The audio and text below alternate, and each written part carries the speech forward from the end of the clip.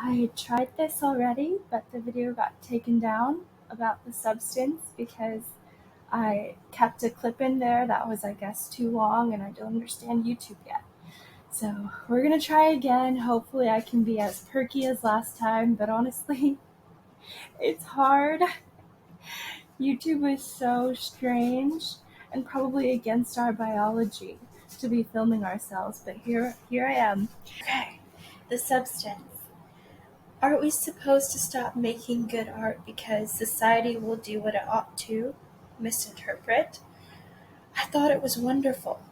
It's uncomfortable from the beginning. The boss man with seafood in his mouth, open wide, foul, lewd sounds, and the focus on his teeth chomping onto the crustacean.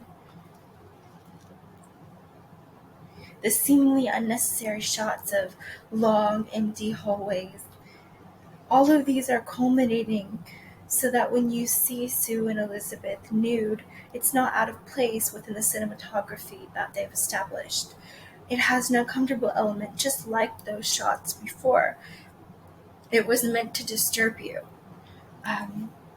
We have hopefully by now, because I think it was 30 minutes into the film or something like that when you finally see them nude, connected to the character of Elizabeth, and when we see her naked, there is a vulnerability to it.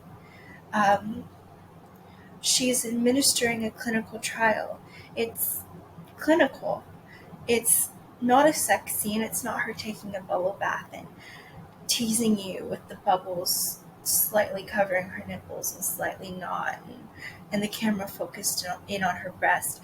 It's her administering a medical, brutal shot. So,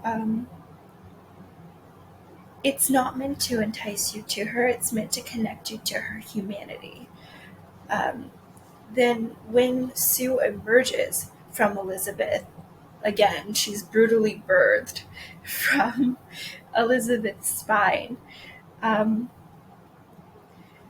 She's also naked and spends a ridiculous amount of time examining her new self before she stitches Elizabeth up.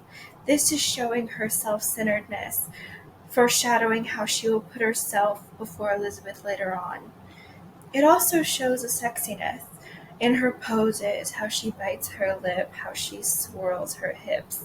I interpreted this as the selfishness needed to appreciate yourself, or the ownership over one's vessel. How the soul and the mind of a 60-year-old would gaze upon herself if youth was bestowed on her now. How youth is wasted on the young, how we need to appreciate ourselves now so that we don't become resentful in the future. You don't know what you've got till it's gone. But even in this sexiness, there is a purpose to it. It's completely enriching to the storyline. Female director, female writer, feminine vision. This is the female gaze, people. Coralie Farragut had her hands in every piece of this fucking pie. She even edited it, with the help of people. But I'm saying she did everything.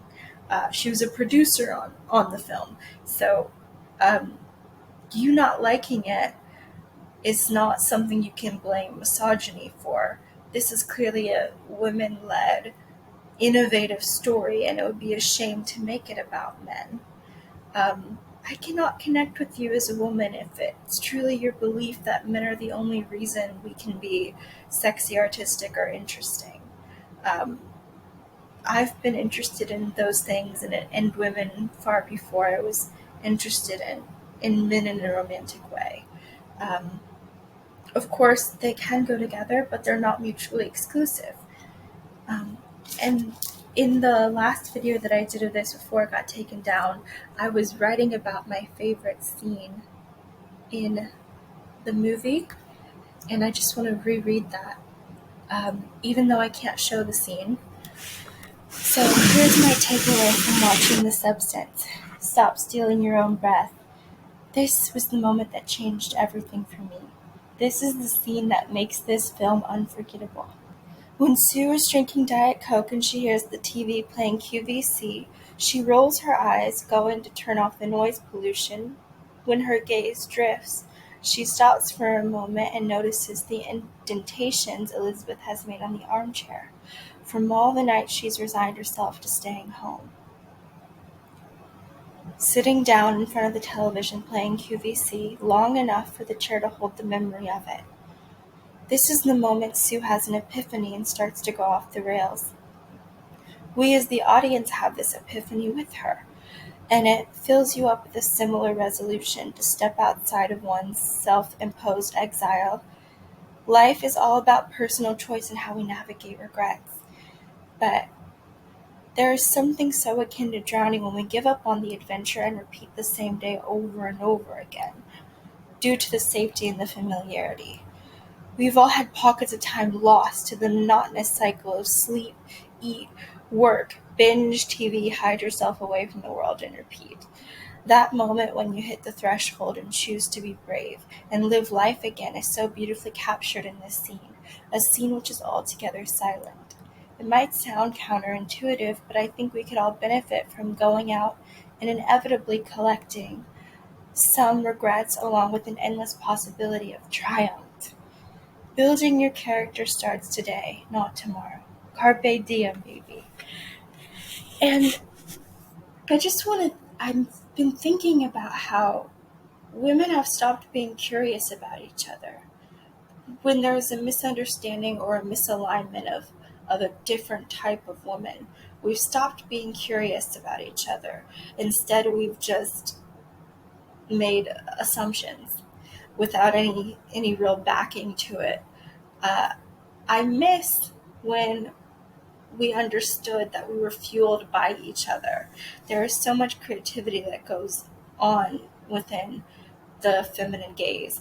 The reason it's a pinky type lipstick. I know the camera washes everything out, but the reason I'm even wearing this is because I was at a job interview and the woman there, she spent 2 or 3 minutes talking about how good it goes with my complexion and just how beautifully she spoke to me, and that compliment has stuck with me for long enough for me to keep wearing this lip shade. Like, I always grab it now when I'm, thinking of something to put on, because I just loved how she fueled me in that moment.